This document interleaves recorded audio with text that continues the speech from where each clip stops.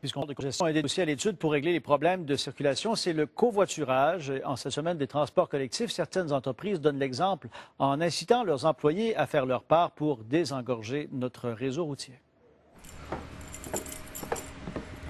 Agnès Duprier opte pour le covoiturage pour se rendre au travail.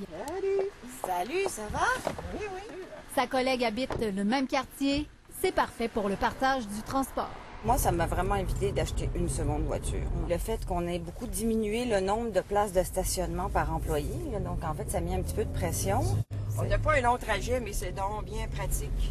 Pratique et économique, elles sauvent au moins 50 % et leur employeur, Desjardins, a mis en place des incitatifs. Nous, on fait affaire avec covoiturage.ca, qui est une plateforme de jumelage. L'employé s'inscrit, met ses heures de départ, ses heures d'arrivée, les jours de la semaine où il veut covoiturer. Les gens s'écrivent par courriel et ensuite de ça, ils se matchent entre eux. Pendant ce temps, les maires de Québec et Lévis attendent leur étude sur le covoiturage au coût de 315 000 $. Cette analyse sera livrée en février et permettra aux villes d'avoir un éclairage complet. Quand on sait qu'actuellement, il y a 1,2 personnes par véhicule, si on montait uniquement à 1,5, on enlève 40 000 véhicules du trafic. Desjardins devient un modèle en matière de covoiturage, mais il faut jouer sur tous les fronts, nous dit le responsable du projet. On va dans un sens. Si les municipalités mettent en place, que ce soit des voies réservées au transport collectif, des voies réservées au covoiturage, on avance dans le même sens.